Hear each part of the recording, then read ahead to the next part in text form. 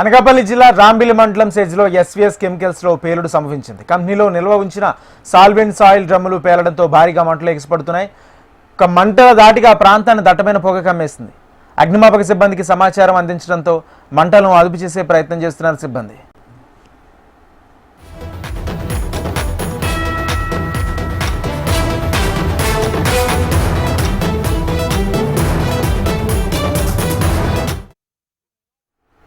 అనకాపల్లి జిల్లా రాంబిల్లి మండలం సెజ్లో SVS chemicals లో పేలుడు సంభవించింది. కంపెనీలో నిల్వ ఉంచిన సాల్వెంట్ సాయిల్ డ్రమ్ములు పేలడంతో భారీగా మంటలు ఎగిసిపడుతున్నాయి.